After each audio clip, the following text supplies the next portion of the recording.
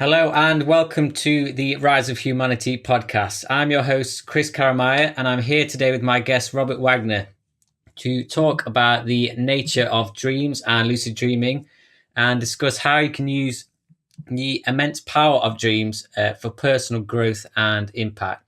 And Robert has a huge amount of knowledge to share in this field, having logged over 1,000 lucid dreams. He's the author of the acclaimed and popular book, Lucid Dreaming, Gateway to the Inner Self, and is the former president of the International Association for the Study of Dreams. He also serves as co-editor for the online magazine, The Lucid Dreaming Experience. It's great to have you on the show, Robert. Thank you for being here. Oh, Chris, it's great to be here. I just love talking about lucid dreaming and the power of dreams. Great. So just to begin with, through all the knowledge that you've gained up to now through your experiences with dreams, could you just share your interpretation of what dreams are and what dreaming is? So every night, virtually everyone has 5 to 6 dreams, and they start about 90 minutes and run about every 90 minutes afterwards. And throughout the night, we'll have about 2 to 2.5 hours of dreaming. And so when you think about it, or if you sit down with a calculator, after 11 or 12 years, you've spent one entire year in the dream state. And by the time you're 22 or 23, you've spent 2 entire years in the dream state, and so on. So it's really a wonderful, interesting thing, because even though we spend all this time in the dream state, we really don't know that much about it. But it normally happens 5 or 6 times every night. The dreams get progressively longer through the night. And as I see it, and this is my own theory of dreams, is that dreaming is a way for the entire body, the physical consciousness, the mental consciousness, the emotional consciousness, the spiritual consciousness. It's a platform, an open platform, which all these parts of the self can communicate. And that's why it's so important. And so they communicate in the dream state, and then the dream ends, and all that information is spread throughout the various systems. And then 90 minutes later, they come back, communicate again some more, get some responses, see how the ego feels about it and all. And that's how it goes. So that's my own view about what dreaming is really about. But it's a powerful thing, and something that some people have used for incredible growth and transformation in their spiritual life and waking life. Definitely. Obviously it's a lot more complex thing than I think a lot of people realize. I mean, 5 to 6 dreams a night, I never really knew that. It's amazing. Are they completely separate, do you think? Or do you think there's a pattern that runs through? Is there any research been done in that? Or Yeah, it's interesting. There's of course people who really watch their dreams, and sometimes you can see that throughout the night, the dreams kind of have a thematic thread or a theme. They have kind of a theme that they're going through, or it might be in a particular emotion you're working with throughout the night. But sometimes you kind of think of it as what you might call a dream jambalaya. It's just a mixture of some of the biggest stuff from the day before. There has been some research to show that, like if you give a person a problem that requires a creative solution, and you give it to them before sleep, if they're allowed to dream about it, then 60% of the times they'll come up with a correct solution. If you give the same problem to a group of people in the morning and come back 8 hours later and ask them to solve it, only about 20% of the people solve it. So there's something about dreaming that's connected with creativity, with memory processing, with associations, and all that kind of thing. But yeah, it's a truly beautiful subject, but it's still one that we don't completely understand. yeah, it's very powerful. So could you talk about the importance that that you found dreams have played in human history? I mean, there's records dating back all the way from ancient Egypt through to shamanism, showing that dreams have been viewed as very significant and highly symbolic. Yeah, no, that's very true. It's interesting in some of these ancient cultures and ancient civilizations, when you go back, one of the most important things that took up their written records were dreams. And so you have to think that before there was television, before there were movies, before there was any of that, you know, dreams were this amazing thing that people would note normally each morning and really get involved in. And so there's some wonderful accounts of how dreams have encouraged people to do certain things that have led to historic battles and historic victories and historic defeats. But there's also interesting use of dreams in ancient cultures like Egypt. They even had societies of the night, and these were people who didn't come out during the day, but they did their work at night, and so they were really focused on dreams and the unconscious. So dreams have this interesting history. Freud, of course, said that most dreams were involved with day residue and wish fulfillment. And then Carl Jung came along and said, no, it's a little bit different than that. That dreams can kind of show us issues that we're projecting out there and that we need to reintegrate into ourselves. So dreams have a vast role throughout human history. Yeah, definitely. So, for the listeners who might not know, could you explain what actually is lucid dreaming? Yeah, so lucid dreaming is something that people have been talking about for thousands of years, but it was only scientifically validated in the late 70s and early 80s. And it's a great story of scientific breakthrough. And so what happened is Keith Hearn at the University of Hull was a graduate student, and he was working with dreams and sleep. And he met this guy, Alan Worsley, who claimed he was a lucid dreamer, that he could become consciously aware in the dream state and realize he was dreaming. And so Keith Hearn began to think, well, how could you scientifically prove this or validate this or verify it? And so it occurred to him that in dreams, we have rapid eye movement. So our eyes flutter around. And he thought, well, wait a second. What if he brought a lucid dreamer into the sleep lab, put the rapid eye movement polygraph pads on their eyes that would record the rapid eye movement when they're dreaming, and tell them that when they became lucidly aware, when they became conscious in the dream, that they should move their eyes left to right 8 times, and that would signal that you're consciously aware within a dream. And so it was in April of 1975 that Alan Worsley was there in the sleep lab, and he became consciously aware of dreaming. He remembered the task. He moved his eyes left to right 8 times. His physical eyes moved, and that was the first evidence for lucid dreaming. And then a couple years later, Stephen LaBerge at Stanford basically did the same type of experiment and showed that lucid dreaming does very much exist. But the beautiful thing about lucid dreaming, you're consciously aware within the dream, and then you can decide what you want to do. And so it was a total breakthrough in the science of dreaming. Yeah, it's a great description. It's exciting stuff. So, could you share with us how your lucid dreaming began and the path that it took you on? Yeah, it's really interesting. Around the same time, in the spring of 1975, I was a junior in high school. And I was reading this book by Carlos Castaneda, who was a graduate student who wanted to understand psychotropic plants or psychoactive plants like peyote and mescaline and things. And in this book called Journey to Ixtlan, his shamanic teacher, Don Juan, suggested to him that he try to become consciously aware in the dream state by finding his hands. And there really wasn't a technique in the book, but I was so curious if you could really do this that I just developed my own technique.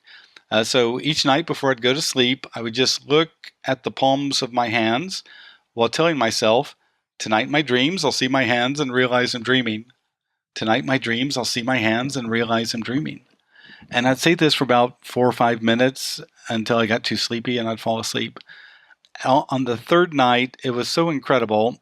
My hands, I was walking through my high school hallway, and suddenly my hands popped right in front of my face. And I thought, whoa, my hands, this is a dream. And it was so incredible to realize that these guys over there who were dressed like football players, hey, they're dream figures. And the wall of the hallway that still felt cool and nubby and all to my touch was really composed of dream stuff. And so I went on to have just an amazing lucid dream. But that's what got me started back in 1975. And I've been lucid dreaming ever since. But I do want to say that I don't lucid dream every night. That normally now, I shoot for 2 to 4 lucid dreams a month. Back when I was in college, I was so deep into this and was so dedicated to it that I got up to having 30 lucid dreams a month and all. But for a lot of people, just having 1 or 2 lucid dreams a month is still a profound experience. Yeah. So is it something you have to actively, consciously choose before you go to sleep? It doesn't happen spontaneously? Well, it can happen spontaneously, especially for some people, but it helps if you have a practice, if you intend to have a lucid dream and follow one of the practices. One of the things that I think is very important is just being more mindfully aware during the day. There's a Tibetan teacher, Tenzin Wangyal Rinpoche.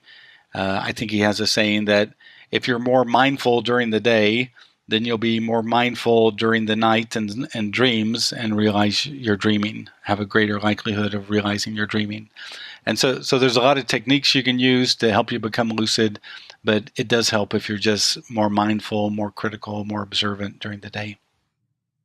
So, yeah, I'd say the mindfulness and affirmations, is that a good one? Just some tips for people listening. And obviously you mentioned about holding the hands in front of your face. Right.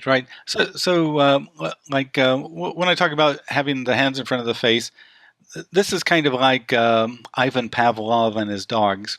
So Ivan Pavlov was that Russian physiologist.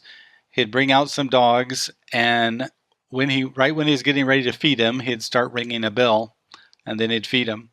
And so after he did this like 5 or 6 or 10 times, he could then begin to ring the bell, and the dogs would just suddenly begin to salivate. And this is what he called conditioning. That he was conditioning the dogs to associate the bell with feeding. And so that's what this technique of looking at your hands is. And that's why it's important to do it every night for about 5 minutes. If you start looking at your hands while you're telling yourself, tonight in my dreams, I'll see my hands and realize I'm dreaming. The thing is, in a dream, your hands, they'll pop up in front of you, or you'll be climbing a ladder and see your hands or whatever. And you'll think, wait a second, my hands. Oh, am I dreaming? Is this a dream? Because I have had some people who tell me that, like one guy, he told me he had great success with this process, but he had a funny time when his hands popped in front of his face and he didn't get it. And then his hands started hitting him in the face until he realized, hey, this is a dream. And then he became lucid. But there's other ways of becoming a lucid dreamer. For example, one thing, if you're a suggestible person, you can suggest to yourself before you go to sleep, tonight in my dreams, I'll be more critically aware. And when I see something strange, I'll realize I'm dreaming. And just kind of flood your mind with that. Make that your powerful intent before you go to sleep. Tonight in my dreams, I'll be more critically aware. And when I see something strange, I'll realize I'm dreaming. Or you can do some other techniques, like there's a technique called wake back to bed, where you wake up about 2 hours before you normally get up. So you might want to set the alarm, for 5 o'clock in the morning or whatever. Then you get up and you might read about lucid dreaming. You might think about lucid dreaming. You stay up for 15 minutes or whatever and fall back asleep, determined to lucid dream. And in some of those studies, they've shown that people are 5 to 10 times more likely to have a lucid dream on those kind of nights when you do wake back to bed. But there's a lot of different techniques. But one thing that I do want to say is if you're truly interested in lucid dreaming, I encourage you to get a good book. And the reason I say that is that on the internet, there's a lot of information, but some of it is misinformation, or some of it is not really very well thought out. And so if you get a good book on lucid dreaming, then you'll get a good source of material that'll teach you the techniques and all to help you become a good lucid dreamer. Because oftentimes on the internet or on Facebook, I'll see people, oh, I've been trying to lucid dream for 2 years now, but these reality checks don't work or whatever. And I just think, oh my gosh, if I spent 2 years on something like that, I would try to get some information from an expert to figure out how to really do this instead of just relying on just some blog post I read on lucid dreaming or just some video I watched, from some guy who's been lucid dreaming for 3 months or whatever. Yeah, it's definitely very important to learn from people who are where you want to be. So I want to discuss now the possibilities of lucid dreaming and how people can actually use this to improve their lives. Yeah, I think that's one of the things that I really want to get across is the potential of lucid dreaming. And so when you become consciously aware within a dream that you're dreaming, the first thing you might do is just laugh because it's just so funny to realize, oh, now I get it. Now I know that all around me here is a dream. But as you go deeper into lucid dreaming, you realize that you can use it to access creativity, to access that creativity of the subconscious mind. For example, I've given radio interviews where people have called in, and like one guy, he told me that he wrote novels for a living. And when he'd become lucidly aware, he would call out for his novel characters to come to him, and then they would start to appear, and he'd ask them, what's wrong with this novel? How do we improve it? And he said oftentimes they'd give him excellent ideas on how to improve the novel. Another guy to become lucidly aware, and he'd announce, when I go into that next building, I'm going to hear the most incredible rock music lyrics that I can create. And he'd walk in there and hear some song. And as a songwriter, he would try to memorize the lyrics and wake up with it. And there's other examples of people using lucid dreaming to resolve waking problems. But so you can access creativity. You can also use it for emotional healing. I've seen some people have incredible, powerful emotional healings, and can get into examples later of people who've done that. You can work through phobias. You can work through recurring nightmares. You can work through anxiety and different things like that. Some people have used lucid dreaming for physical healing. The Buddhists say that when you're deep in this state, like you are in lucid dreaming, that an action performed there is 7 times more powerful than when performed in the waking state. And so when you're in this deep level and you intend for healing to occur, physical healing in your body, oftentimes people have woken up with a profound relief or profound reduction in their symptoms. And you can also use lucid dreaming just to explore the unconscious mind and the psyche. And as a person who has a degree in psychology, for me, that's one of the fascinating aspects. And finally, you can use lucid dreaming for spiritual practices. Some of my most profound lucid dreams have been when I stopped in a lucid dream and began to meditate. And I'll tell you, within a minute or two, I got to an area that's just truly profound, transcendental experience. So in a lucid dream, you can do spiritual practices. I encourage people not to try to go find God or Buddha or whatever, but in a lucid dream, you can do something which my first book is about, which is Lucid Dreaming Gateway to the Inner Self. You can call out to your subconscious mind or your larger awareness and ask to have conceptual experiences of the divine. For example, in a lucid dream, you could call out and say, hey, dream, let me experience unconditional love. And then sometimes the dream will respond with an experience of unconditional love that'll truly just blow your mind. So all these things are possible. Accessing creativity, emotional healing, physical healing, exploring the psyche and the unconscious, and using lucid dreaming for spiritual growth. Yeah, it's amazing. It's exactly what I had in my mind of what lucid dreaming would be about. So it's great to hear someone actually say it. So is it literally just a matter of obviously becoming confident in lucid dreaming and then just saying out loud what in your mind, I want to experience this, and it will occur? Well, it may be a little bit more complicated. It's interesting how people develop as lucid dreamers, but in this recent book that I've written with Carolyn McCready, who's a lucid dreamer there in London, we have a new book called Lucid Dreaming Plain and Simple, which is about all the tips and techniques that we have on how to become lucid and how to stabilize the lucid dream and then do some of these incredible things. Because I'll tell you, Chris, one of the problems with lucid dreaming is people become lucidly aware and they get so excited that oftentimes at that moment they wake up. Mm. And so that's one of the first things you realize as a lucid dreamer. If you get too excited, then you're going to pop out of that lucid dream. And so I encourage people, especially beginners, when you first become lucid, you might become lucid because the Queen Mother is knocking on your door. You open the door, there's the Queen Mother, and you think, wait a second, what's she doing here? And then you realize, oh, this is a dream. But if you're so excited about seeing the Queen, you might pop out. So you have to tell yourself to calm down. You might want to look at the floor or look away from whatever is making you so excited. And then the next thing I'd encourage people to do is kind of enhance their awareness. And so in the lucid dream, you might want to rub your dream hands together because you'll have this kind of physical sense of your hands rubbing together, and it'll kind of uh, um, help you feel more in that place. It'll help you feel more truly, really in that place. So it'll kind of help you materialize better in that lucid dream. And you might want to shout out greater awareness now or greater clarity now. And oftentimes when you do that in the lucid dream, it's like somebody turns up the lights.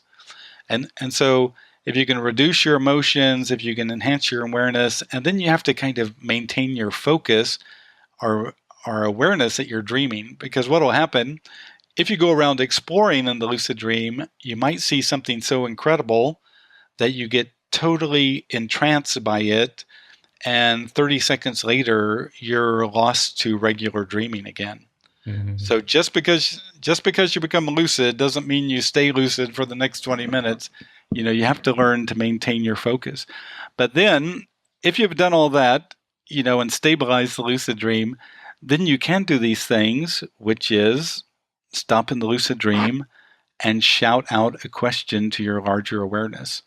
And so this happened to me in 1985. I was part of a lucid dream group where every month we had a goal to achieve. And one month the goal was find out what the dream figures in your dream represent.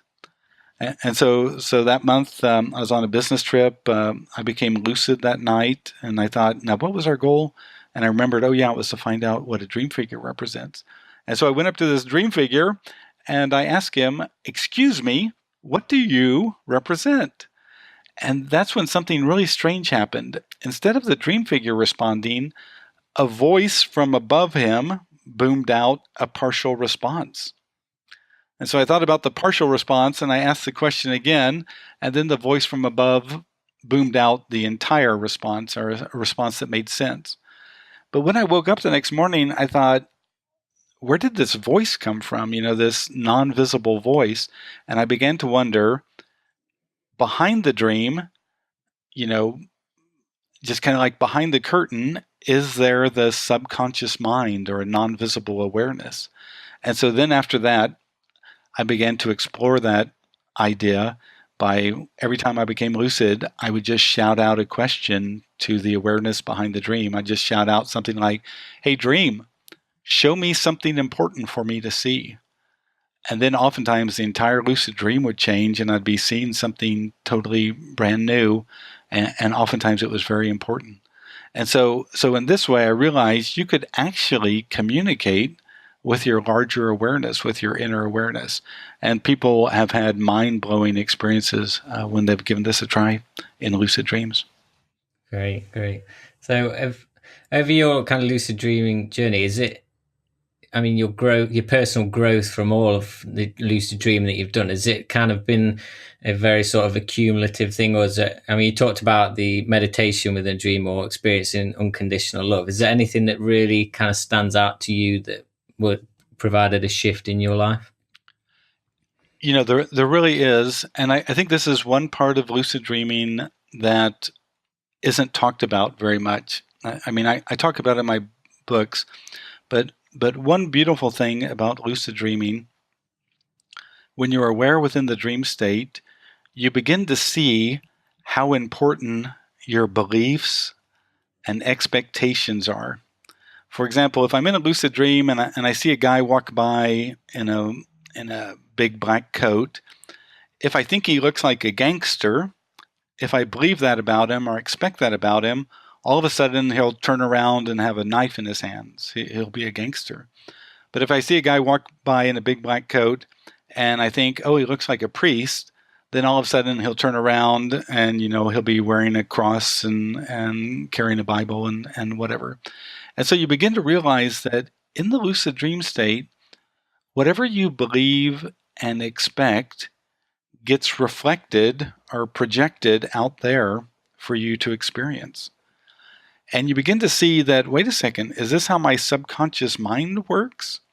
If my subconscious is working, is feeding back to me my beliefs and expectations, it suggests to me that I better start paying attention to my mind in the waking state. If I believe something about somebody or some situation, or if I expect them to act in some particular way, that's going to get reflected back. That's what your lucid dreams begin to show you. And so this is what lucid dreamers call lucid living, that you begin to see that you can become more aware in this life if you become more aware of your thought processes, because your thought processes are reflecting back to you what you're expecting, what you're believing, what you're focusing on, what you're intending. Another thing that lucid dreaming showed me was the importance of working through and resolving fears. So here's an example that'd be helpful for a lucid dreamer.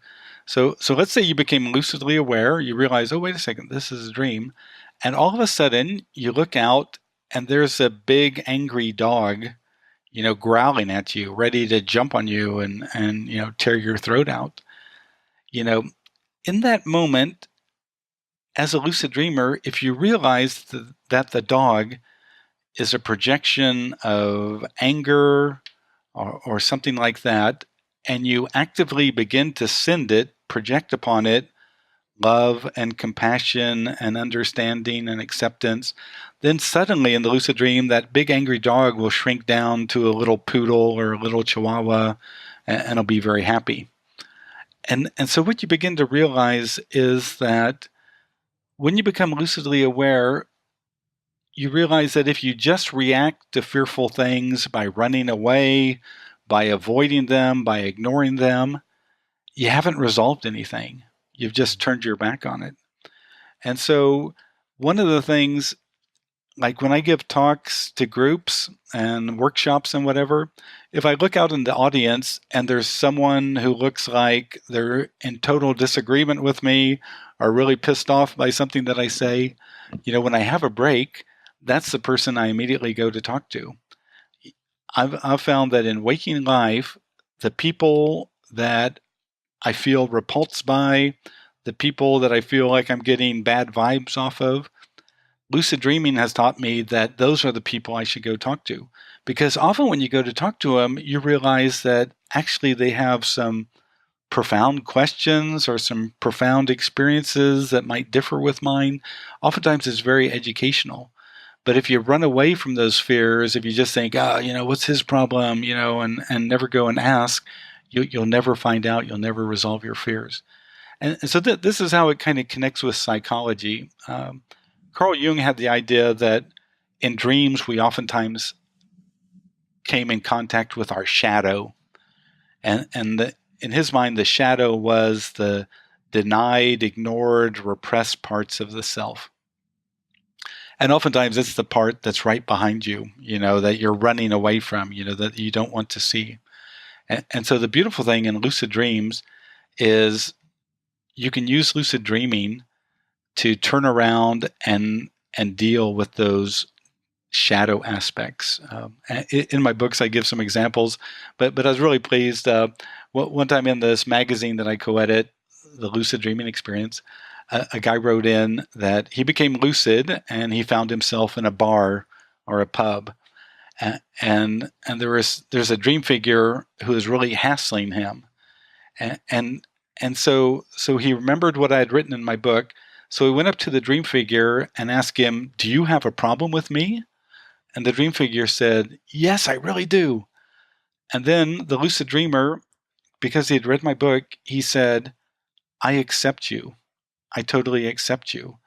And he said, suddenly from this dream figure came this golden symbol of light that just shot right into his torso. And he thought, whoa, whoa, because he hadn't expected that. And then this guy, he looked around the entire bar and he yelled out, "Hey, is there anyone else here who has a problem with me?" And he said all the other dream figures raised up their hands. And so he went up to the first dream figure and says, "You have a problem with me?" And he goes, "Yeah." And he went up to the first figure and he goes, "I accept you." And suddenly from that one came another gold light symbol. And I can't remember if it came into his hand or his throat. And then he asked the next one, "Do you have a problem with me?" And he said, "Yes." And he accepted that one, and gold light came from that one. And then he said he just got so excited by what was happening that he woke up. But what I want to try to get across here is that when that light comes to you or that energy comes to you, it's reintegrating your projected energy, your projected fears out there.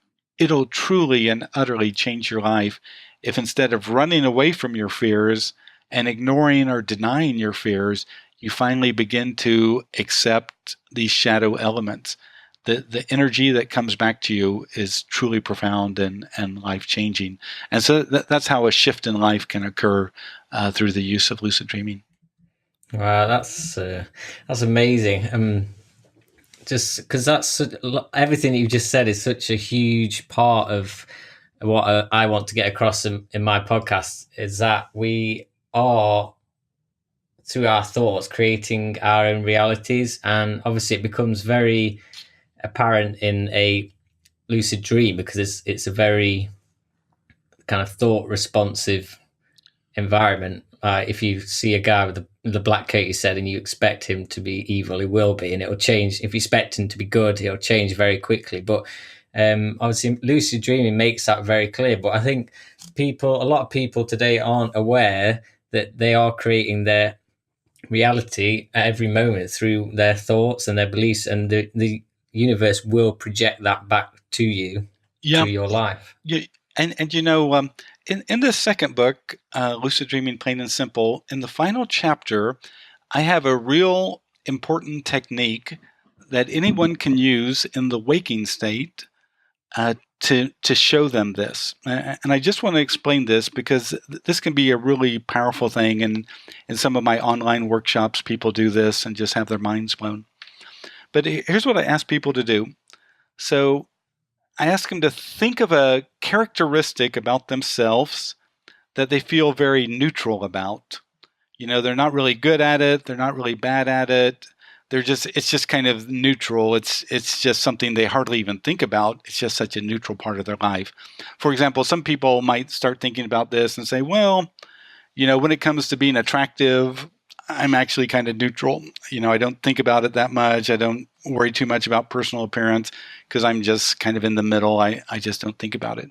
Or they might think, well, when it comes to being funny or humorous, I'm kind of in the middle. I'm not really that funny. I'm not unfunny. I'm just kind of in the middle. Don't think about it that much. So then I tell them, here's what I want you to do. You have that neutral belief, that neutral expectation about yourself. 10 times a day, I want you to supersize it, to magnify it. That now you're the funniest person in England, or now you're the funniest person in Chicago, or now you're the funniest person, and see people laughing when they're around you, and see yourself walking around and people just, roaring with laughter. Do that for about 1 minute, 10 times a day. And I'll tell you, by the third or fourth day of energizing this belief and expectation, don't tell any of your friends that you're doing it. Just keep energizing it. Do it about 10 times a day for 1 minute. By day 3 or 4, you'll be at a checkout line at the market, and you'll say something, and everyone will burst into laughter. And you'll think in your mind, that wasn't even funny. Why are they laughing? And I'll tell you, you'll begin to see that you exist in a mental construct, in a co-created reality, that your thoughts and beliefs are projected out there. You can say telepathically or just in the ether or whatever, but they get reflected back to you. And if you do this long enough, it can be almost mind-blowing. I had a woman who is in her mid-50s, and she did this. She decided that she had neutral views about how attractive she was. And so every day for 10 minutes, or for 1 minute, 10 times a day, she'd remind herself how she's the most beautiful person on that island, the most beautiful person. She was super attractive. People just loved her. She was attractive. She said on day 4, a guy who was in his 30s, who was 20 years younger than she was, asked her for her phone number. And she said she was blown away. She said she hadn't had anyone ask her for her phone number in 30 years. But it was just that she supersized, or she emotionally energized this neutral belief. And if you do that, then you'll wake up to it. You don't even have to become lucid. You can just do it during the day. But that's why lucid dreaming is so important. It'll show us how we co-create our reality, our ego waking self in conjunction with our larger awareness, with our inner self. It helps to co-create this reality that we then experience. Awesome. Such a powerful exercise. Really appreciate you sharing that, and I'll definitely be recommending that to people and using it myself as well. It's awesome.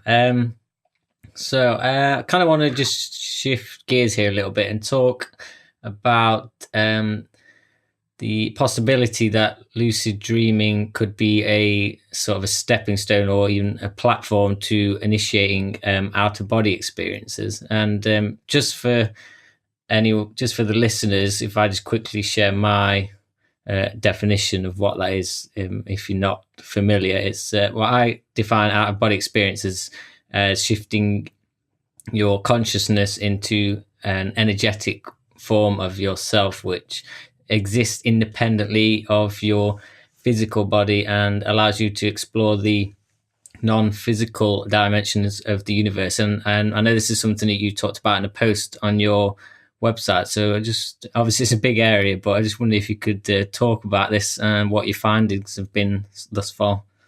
Yeah. Oftentimes people ask me if lucid dreaming is the same as OBEs or astral projection, and I tell them that they're similar, just like a house cat and a mountain lion are similar. I mean, they're both in the feline family, but on a more detailed level, they're very distinct. And so again, a lucid dream is defined as realizing within a dream that you're dreaming. An out-of-body experience, though, might occur when you have like a car accident, and all of a sudden you're floating above your body looking down at the car accident, and here comes the ambulance, and then they get your heart going again, and now you're back in your physical body. And so in those kind of experiences, obviously that's not a lucid dream because you had a car accident. You didn't realize within a dream that you're dreaming. You had a car accident and found yourself floating outside of your body. But how it becomes confusing is that sometimes when you're falling asleep, you might begin to hear humming around your head or around your entire body, and kind of like this humming like 1,000 bees or a didgeridoo, and there's all this really intense energy. And then you're seeing the bedroom from 5 or 6 feet above your bed, and you're thinking, wait a second, how am I viewing my bedroom from this level? And so in those cases, when you're transitioning from waking to sleeping, sometimes you shift into this OBE state. Whereas in a lucid dream, you're having a dream and you see something totally strange, like a dinosaur, and think, wait a second, how can dinosaurs exist? And oh, this must be a dream.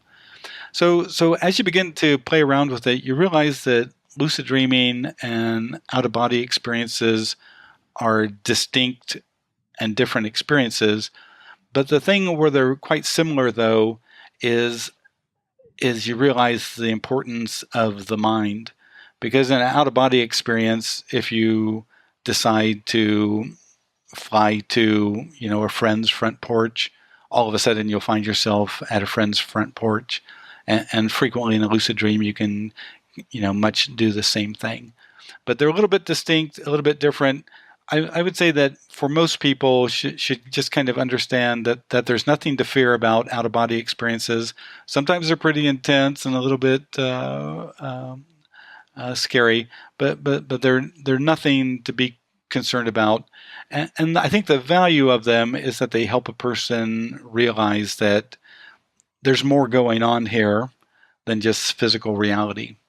That if you shift your focus, if you shift your attention, you can get in this alternate state and realize that we're kind of existing in a waking theater, or a theater of the mind, if you want to put it like that.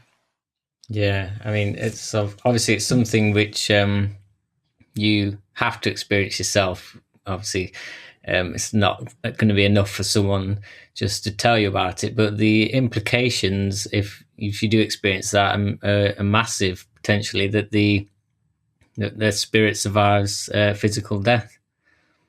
Right, so, exactly.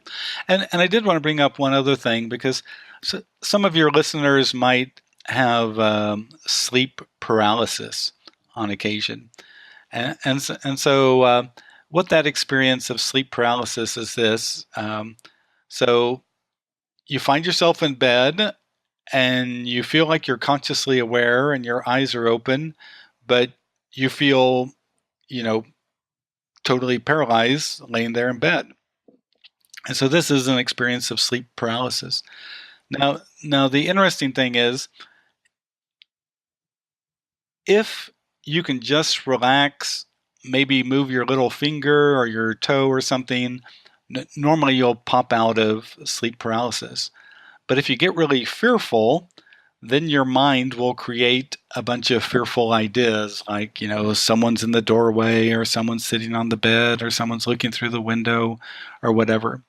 But a friend of mine, Ryan Hurd, he really had a lot of experience with sleep paralysis, and he realized that you could use it as a platform to move into a lucid dream, or sometimes even an out-of-body experience.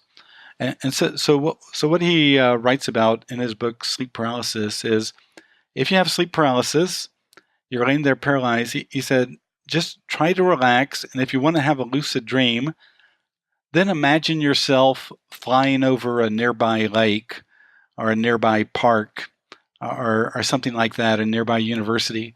Just imagine yourself flying over it, being happy, flying over it, flying over it. And he said, if you do that for 15, 30 seconds, he said, suddenly you'll find yourself flying over a nearby lake or park or university, and you'll be in a lucid dream. And he said, if you want to have an out-of-body experience, he said what he would do is he would focus all of his energy on his third eye region. And then in the sleep paralysis, he would command himself to sit up. And oftentimes when he would do that, he would roll out of his body, and he would be in an OBE state. But you can use sleep paralysis to enter a lucid dream or an OBE. But again, it's important to not have fear, to play along with these strange situations, and by doing so, you'll educate yourself about them. Yeah, awesome. I think for me, one thing to understand about all of these different states, for obviously people who might be afraid, is that I think that every single one state that you can experience is every bit as real and as valid as the other. And I know some people talk about, well, when I lucid dream, is that when I'm really awake, or is it now that I'm really awake, and that kind of thing. But I think just for people listening to understand that all the forms of consciousness that you can experience are completely real and valid. Well, now this is really an interesting, deep place, Chris, because because I want to tell you what happened to me after going deeper and deeper into lucid dreaming, because I was really an explorer. So in 1975, I taught myself how to lucid dream. It was in 1985 that I had that experience where I realized that there was an awareness behind the dream. And so I began to experiment deeply with that. Then in 1995, I decided to try to go beyond lucid dreaming, because where is the awareness behind the dream? What is its state? How, if everything is created because of beliefs, expectations, focus, intent, and all that, what happens when you go beyond that? And so what I began to do is I began to let go of all of my beliefs and expectations, my self-identity, and I began to think about this deeply. And at night I'd fall asleep, and the entire night would be nothing but light. And I remember the first time it happened, it was the entire night nothing but blue light. And when I woke up, I thought, well, what was that? And what do I put in my dream journal? There is no me, no action, no plot, no symbols, just blue light the entire night. And so I kept going deeper with this and having some really deep experiences. I remember one morning I went down to the breakfast table, and my wife asked me, she really sounded concerned. She asked me, what's happening to you? And I said, it was one of the nights of these blue light experiences. And I said, well, I'm trying to understand the actual nature of reality, and I'm having some really weird experiences. And I asked her, why did she ask? And she said, she woke up in the middle of the night. She said she looked at my face, and she said she had never seen anyone in such a state of bliss before. And she said it was so bizarre. It was truly remarkable. But as I talk about in my first book, I took this even deeper. And that's why some people in lucid dreams, they can have a similar experience if they become lucidly aware and begin to meditate and empty their mind, let go of their beliefs, let go of their expectations, let go of their focus, and oftentimes they'll begin to see the light. But it just shows you how truly deep this is, and how groups like Tibetan Buddhists and Dream Yoga, they've been studying this for thousands of years, and the Sufis have been studying lucid dreaming for about 1,000 years, but because they can see how you can use lucid dreaming to really get to the very fountain of creativity, the fountain of beingness. Yeah, and it's obviously it's a huge area to explore, which you could probably have a complete separate podcast on the talk for hours about this kind of thing. But I wonder if you could talk, you just mentioned your book now, if you could talk about the book and your motivation behind writing it, and what people can expect if they purchase your book and set off on this journey. Right. Yeah. So back in 2009, 2008, my first book, Lucid Dreaming: Gateway to the Inner Self, came out, and the reason I wanted to write a book about lucid dreaming was that by that time I'd had 30 years experience. I could see that there were all these aspects of lucid dreaming that no one else was talking about. There are a lot of books on, here's how you become lucidly aware and all, but there's no book talking about physical healing in lucid dreams, trying to get information outside of space and time in lucid dreams, interacting with deceased dream figures in lucid dreams. and also about the important aspect of beliefs, expectations, focus, and all in creating the reality of the experience. And so I wrote that first book, Lucid Dreaming Gateway to the Inner Self. It's in its 10th printing. It's been translated into other languages. And a lot of people really consider it a classic in lucid dreams. In fact, if you talk to almost any lucid dreamer teacher out there, almost all of them will say that book just totally blew their mind. But some people wrote in to me that the book didn't give enough examples and tips and techniques on how to become lucid, how to stabilize lucid dream. So that's when I got together with my friend Carolyn McCready, and we wrote Lucid Dreaming Plain and Simple. That came out 4 or 5 years ago. And there, we just try to make it very clear on how to become lucidly aware, all these different techniques, how to practice, how to increase your dream recall, how to stabilize the lucid dream, and how to explore the lucid dream successfully. And also we get into some of these issues about like meditating in a lucid dream, or how to heal yourself physically or emotionally in a lucid dream. And so my real intent in writing about lucid dreamings was to push it forward. You just can't stay at the beginner stage forever. You got to move forward, and you got to move forward thoughtfully. And so I wanted to show people how they could do that no matter what their focus was. And also I wanted to show them the deep depths of how important it was to actually communicate with your larger awareness.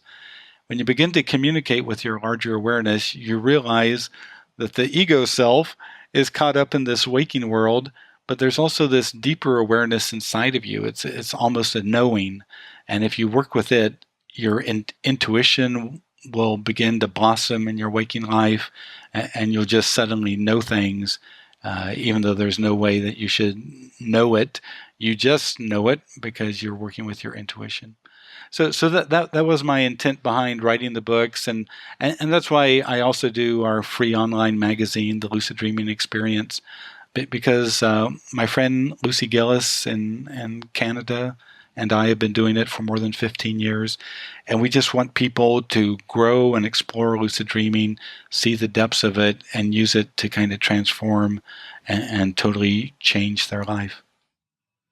Awesome. Thank you for sharing that. I'll definitely be putting the links to your books in the show notes. I was just wondering if I could get your opinion on what you think of lucid dreaming or dreaming in pop culture. I don't know if you've seen the Christopher Nolan's movie Inception. I'm just wondering if you think things like that adding to the dream culture, or do they take away from it?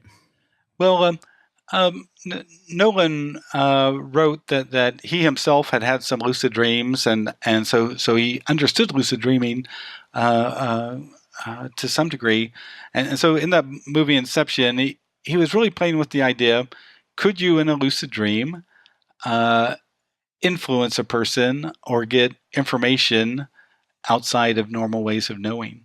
And I think that's a wonderful premise, a wonderful idea to explore. But the sad thing about Inception is that in that movie, there's lucid dream car chases and lucid dream gun battles and all that kind of stuff. But, if I was in a lucid dream and someone was shooting a gun at me, if I was truly lucid, I would understand that it's a dream gun and a dream bullet and it can't hurt me. And also, if someone was chasing me in a car, I would just fly out of the car and go fly away if I wanted to avoid them. So that's the unfortunate thing about lucid dreaming and pop culture, is that you get the Hollywood treatment of lucid dreaming, and you really don't see the how deep it can be and how it can utterly transform people's lives. Yeah. Well, thank you for sharing that. So, as we wrap things up now, I was just wondering if you could just share with people how they can find your work on your website, and maybe anything extra they can do. Obviously, read the books to progress in lucid dreaming. Yeah. So if you have an interest in the books, my book's website is lucidadvice.com.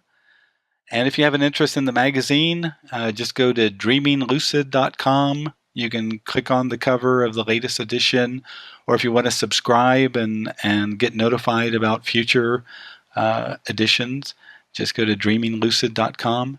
Also at my book site, lucidadvice.com, that's where I give information about online workshops that I do. About twice a year or 4 times a year, I'll do online workshops that go on for 30 days.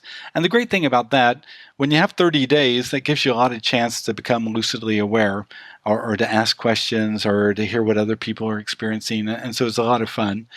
And so that's at lucidadvice.com. Also, I travel around. Last year, remember I was in Essex, or in May I was in Essex at a Mind, Body, Spirit festival, giving talks on lucid dreams. In the past year, I've given a weekend workshop in Ireland.